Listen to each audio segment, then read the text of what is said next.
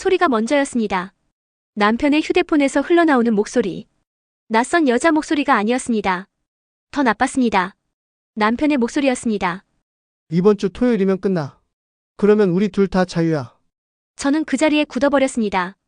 아침 7시 22분. 남편은 샤워 중이었고 저는 그의 양복 주머니에서 울리는 진동 소리에 무심코 손을 뻗었을 뿐이었습니다. 화면이 켜지면서 녹음 파일 하나가 재생되고 있었습니다. 누군가 실수로 눌렀거나 아니면 처음부터 저장해둔 것이었습니다. 저는 볼륨을 낮추지 않았습니다. 낮출 수가 없었습니다. 보험금이 얼마라고 했지? 20억. 3년 전에 가입했어. 이제 딱 만기 지났고. 사고로 처리하면? 그쪽 형이 다 알아봐뒀대. 걱정 마. 욕실에서 물소리가 멈췄습니다. 저는 반사적으로 휴대폰을 제자리에 놓고 부엌으로 걸어 들어갔습니다. 다리가 움직인다는 게 신기할 정도였습니다. 손이 찬물 수도꼭지를 잡았고 물이 흘렀습니다. 저는 그 물에 손을 담갔습니다. 무언가를 해야 한다는 생각. 아무것도 하지 않으면 무너질 것 같다는 생각. 토요일. 오늘이 화요일이었습니다. 나흘이 남아 있었습니다. 이준혁이 넥타이를 매면서 부엌으로 들어왔습니다. 10년을 함께 산 남편. 처음 만났을 때 그는 저에게 말했습니다. 당신처럼 혼자 살아온 사람은 내가 지켜줘야 한다고. 고아원 출신이라는 걸 알고도 손 내밀어준 사람이 자기뿐이라고 생각했습니다. 그게 사랑인 줄 알았습니다. 지금 생각하면 그게 이미 계산이었습니다. 밥 됐어? 응. 목소리가 떨리지 않았습니다. 신기했습니다. 심장은 터질 것 같은데 목소리는 평온했습니다. 저는 그릇에 밥을 퍼담았습니다. 국을 올렸습니다. 반찬을 꺼냈습니다. 손이 기억으로 움직이는 동안 머릿속은 하나의 문장만 반복하고 있었습니다. 나는 이미 죽은 사람이다. 준혁은 밥을 먹으면서 핸드폰을 봤습니다. 평소와 똑같았습니다. 저를 보지 않았습니다. 원래 아침엔 말이 없었으니까요. 저도 마찬가지였습니다. 10년이 지나면 부부는 서로에게 익숙해진다고들 했습니다. 우리는 익숙한 게 아니었습니다. 저는 그냥 필요한 존재였을 뿐이었습니다. 아니, 필요한 것은 제가 아니었습니다. 제 이름으로 가입된 보험이었습니다. 제 부모가 없다는 사실, 형제가 없다는 사실, 제가 사라져도 찾아올 사람이 없다는 사실. 그것이 사랑받을 이유가 된 게 아니었습니다. 그것이 고른 이유였습니다. 준혁이 수저를 내려놓으며 말했습니다. 나 이번 주 토요일에 등산 간다고 했잖아. 알지? 저는 그를 바라봤습니다. 알아. 그가 일어났습니다. 가방을 집어들었습니다. 현관문이 닫혔습니다. 저는 그 자리에 앉아 그의 밥그릇을 바라봤습니다. 절반쯤 남아 있었습니다. 눈물이 나지 않았습니다. 그것도 이상했습니다. 배신감이라고 부르기엔 너무 크고 슬픔이라고 부르기엔 너무 차가운 감각이 가슴 안에 가득 찼습니다. 저는 10년 동안 이 남자의 아내였습니다. 밥을 지었습니다. 청소를 했습니다. 시어머니 병원에 따라다녔습니다. 처음에는 임신이 되지 않아 눈치를 봤습니다. 그 모든 시간 동안 저는 아내가 아니었습니다. 저는 돈이었습니다. 20억짜리 보험금. 싸늘한 문장이 뇌리에 박혔습니다. 저는 천천히 자리에서 일어났습니다. 그릇을 싱크대에 가져다 놓고 물을 틀었습니다. 거품을 냈습니다. 설거지를 했습니다. 이 행동이 왜 이어지는지 스스로도 몰랐습니다. 그냥 멈추면 안 된다고 느꼈습니다. 멈추는 순간 무너질 것 같았습니다. 그리고 지금 무너지면 토요일이 오기 전에 이미 끝나버릴 것 같았습니다. 나흘. 저에게 남은 시간은 나흘이었습니다. 그런데 이상하게도 그 순간부터 눈이 맑아졌습니다. 공포가 아니었습니다. 분노도 아니었습니다. 그보다 훨씬 냉정하고 선명한 무언가였습니다. 살아야 한다. 살아서 끝을 봐야 한다. 이대로 죽으면 그 사람이 이기는 겁니다. 보험금을 타고 재혼하고 아무 일도 없었다는 듯이 살아가는 겁니다. 그건 안 됩니다. 저는 수도꼭지를 잠갔습니다. 손을 닦았습니다. 거울 앞에 섰습니다. 그날 이후 저는 살기 위해 연기를 시작했습니다. 준혁이 출근하고 나서 저는 1시간 동안 그 자리에 있었습니다. 움직이지 않은 게 아니었습니다. 움직일 수가 없었습니다. 머릿속에서 녹음 파일의 목소리가 계속 재생됐습니다. 토요일이면 끝난다. 보험금 20억. 형이 다 알아봐뒀다. 그 문장들이 루프처럼 돌았습니다. 그러다 저는 일어났습니다. 감정이 정리돼서가 아니었습니다. 시간이 없다는 생각 때문이었습니다. 준혁의 서재 문을 열었습니다. 그는 이 방을 잠그지 않았습니다. 제가 관심 없다고 생각했겠지요. 10년 동안 저는 한 번도 이 방 서랍을 열어본 적이 없었으니까요. 저는 그것을 실내라고 불렀습니다. 그는 그것을 방심이라고 불렀을 겁니다.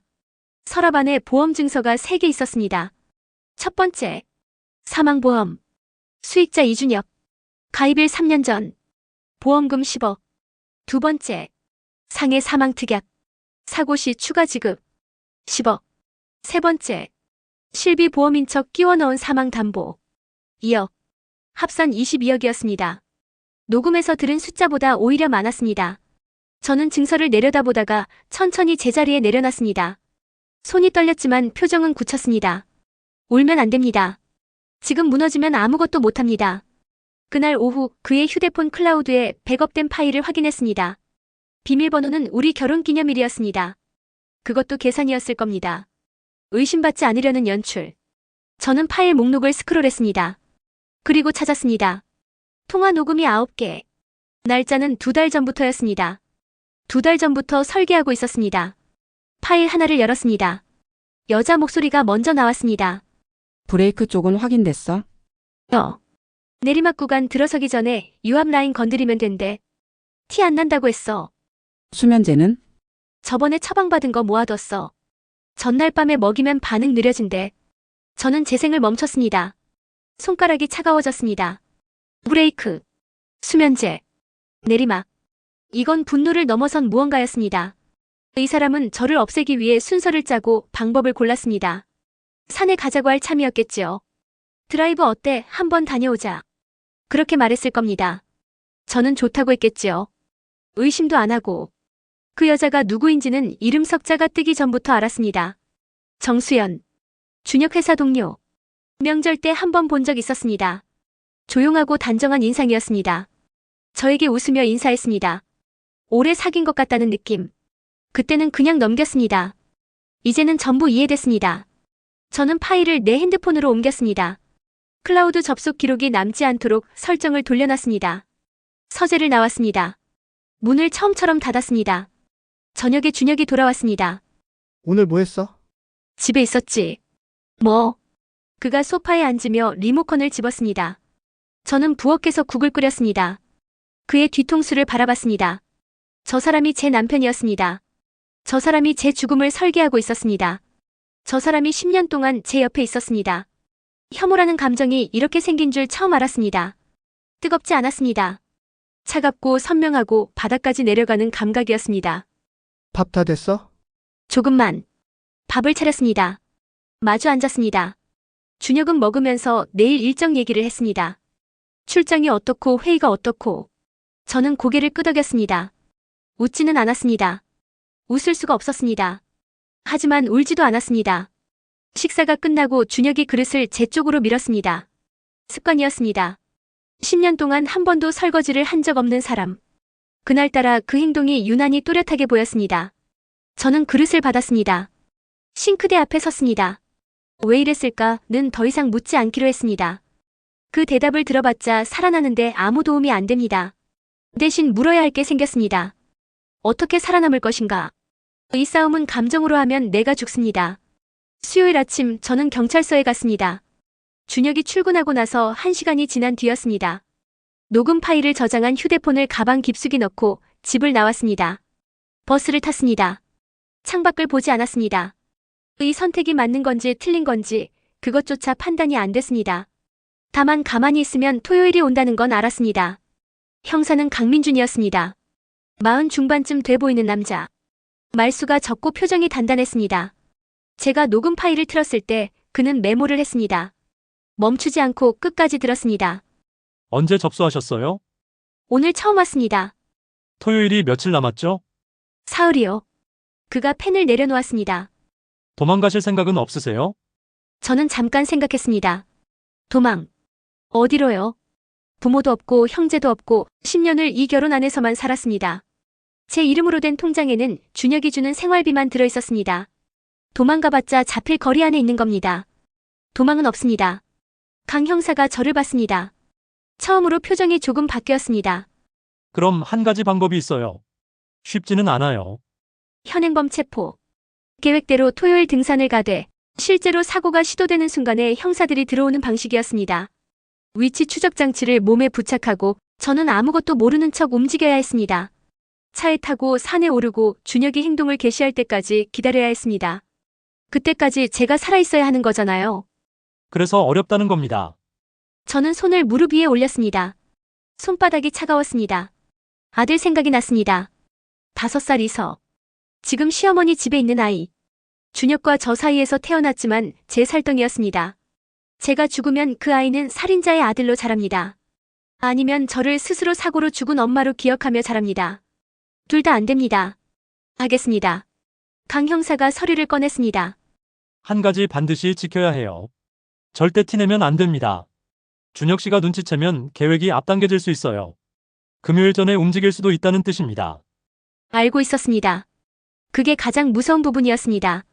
이틀 동안 저는 아무것도 모르는 아내여야 했습니다. 밥을 차리고 웃고 잠자리에 들고 그 옆에 누워야 했습니다.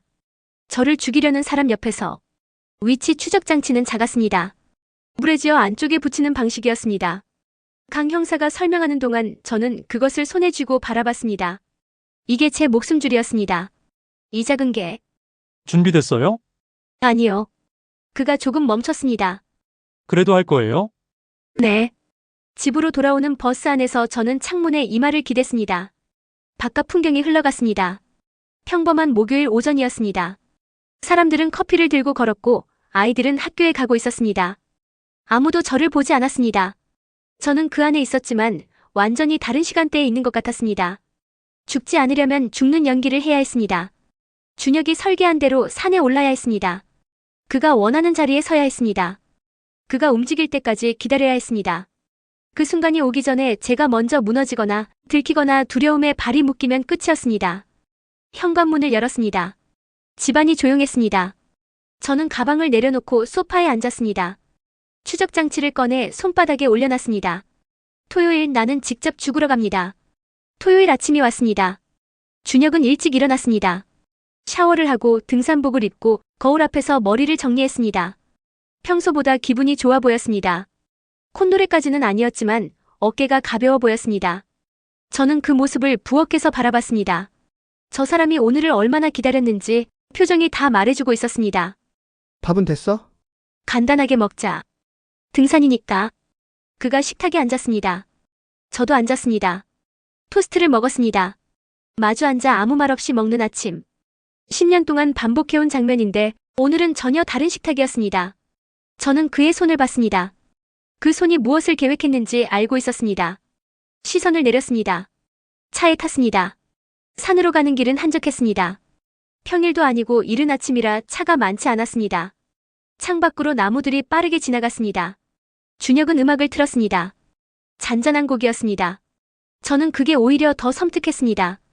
1시간쯤 달렸을 때 그가 보조석 뒤쪽 가방에서 텀블러를 꺼냈습니다. 목 마르지 않아? 올라가기 전에 마셔. 투명한 텀블러. 연한 색음료. 이온 음료처럼 보였습니다. 고마워. 저는 받았습니다. 손에 쥐었습니다. 준혁은 앞을 보며 운전을 계속했습니다. 그의 시선이 잠깐 백미러로 향했습니다. 제가 마시는지 확인하는 눈이었습니다. 저는 그것을 입에 가져갔습니다. 그리고 마시는 척했습니다. 사흘 전 강 형사에게 받아온 텀블러가 제 가방 안에 있었습니다. 같은 색, 비슷한 모양. 새벽에 미리 바꿔 넣어뒀습니다. 준혁의 것은 뚜껑을 닫아 무릎 옆에 내려놓고 제 것을 꺼내 마셨습니다. 그 순간이 3초도 걸리지 않았습니다. 저는 오늘 아침 그 동작을 욕실에서 10번 연습했습니다. 준혁은 아무것도 눈치채지 못했습니다. 주차장에 차를 세웠습니다. 등산로 입구. 주변에 차가 2대 있었습니다. 평범한 풍경이었습니다. 저는 가방을 메고 내렸습니다. 추적 장치가 왼쪽 어깨끈 안쪽에 붙어 있었습니다. 살에 닿는 감각이 느껴졌습니다. 그게 지금 제 전부였습니다. 산길을 올랐습니다. 준혁은 앞서 걸었습니다. 가끔 뒤를 돌아봤습니다. 괜찮냐고 물었습니다. 저는 괜찮다고 했습니다. 그가 웃었습니다. 다정한 웃음이었습니다. 10년 전 처음 만났을 때 저를 보며 짓던 그 표정이었습니다. 그 웃음이 무엇인지 이제는 알고 있었습니다. 계획이 순조롭다는 신호였습니다. 그 웃음을 보는 순간 저는 확신했습니다. 이 사람은 지금 아무 의심도 없습니다. 30분쯤 올랐을 때 준혁이 걸음을 늦췄습니다. 저도 늦췄습니다. 그가 슬쩍 뒤를 봤습니다. 제 눈을 보는 게 아니라 제 상태를 보는 눈이었습니다. 발걸음이 느려졌는지 눈이 풀렸는지. 많이 힘들어? 아니, 괜찮아. 그가 멈췄습니다. 근데 좀 피곤해 보이는데. 산이니까 그렇지. 저는 앞으로 걸었습니다. 그가 따라왔습니다. 잠시 침묵이 흘렀습니다.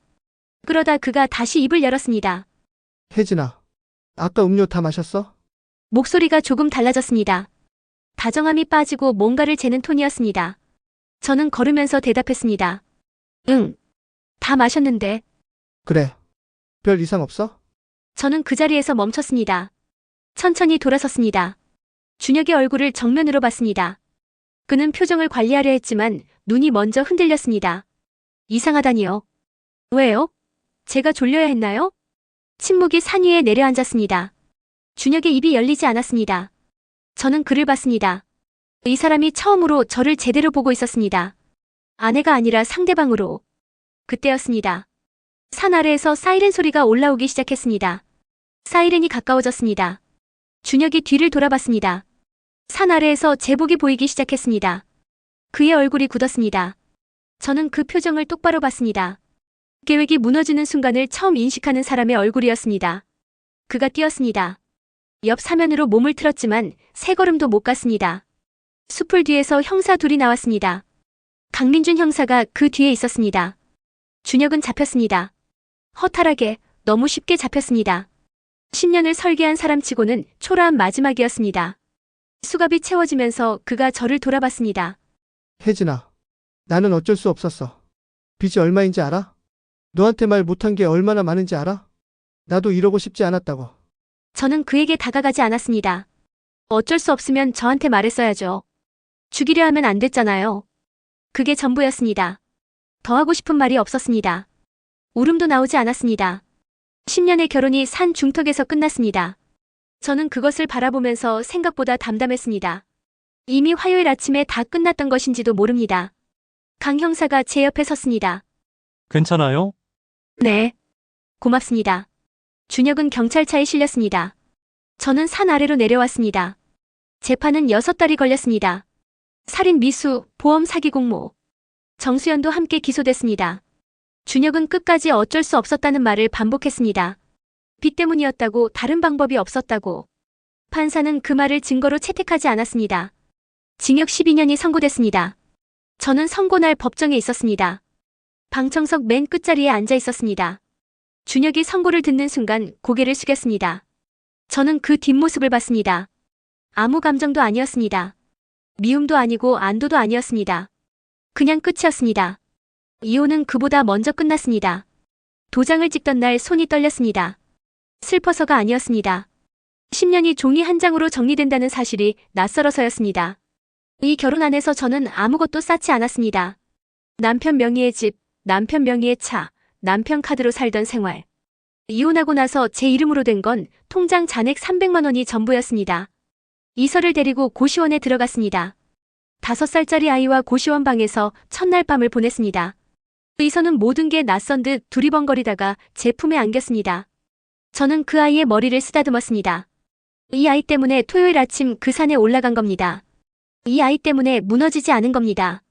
엄마, 우리 집 언제 생겨? 곧 생겨. 엄마가 만들 거야. 빈말이 아니었습니다. 낮에는 편의점에서 일했습니다. 이서가 어린이집에 있는 시간 동안 매일 학원에 다녔습니다. 처음엔 손이 굳어서 선이 삐뚤어졌습니다. 강사가 다시 해보라고 할 때마다 했습니다. 못한다는 생각은 하지 않았습니다. 못하면 이서랑 고시원에서 계속 살아야 했습니다. 6달 만에 자격증을 땄습니다. 작은 네일샵을 열었습니다. 보증금은 준혁 재산 처분 과정에서 받아낸 위자료였습니다. 상가 건물 반지하, 창문 하나, 테이블 2개. 작았습니다. 하지만 제 이름이 간판에 적혔습니다. 처음으로 제 이름이 어딘가에 붙었습니다. 개업 첫날 손님이 한 명 왔습니다. 40 중반쯤 된 여성. 손이 거칠었습니다.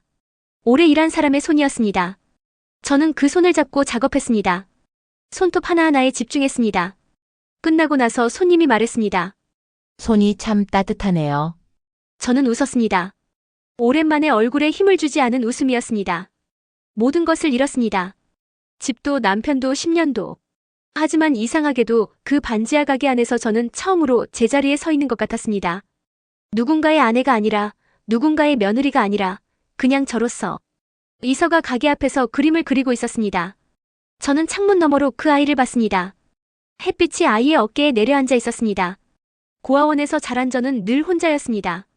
그 외로움을 채우려다 잘못된 사람을 붙잡았습니다. 그런데 지금 이 순간 처음으로 혼자가 아니었습니다. 제가 만든 사람이 제 앞에 있었습니다. 타인의 죽음으로 20억을 가지려 했던 사람과 살아남아서 300만 원으로 다시 시작한 사람. 어느 쪽이 더 많은 것을 가졌는지는 분명했습니다. 저는 다음 손님을 맞이하러 문을 열었습니다. 여러분이라면 이 상황에서 준혁을 용서하실 수 있었을까요? 살아남기 위해 모든 것을 걸었던 혜진의 선택. 여러분은 어떻게 생각하시나요? 댓글로 여러분의 생각을 남겨주세요.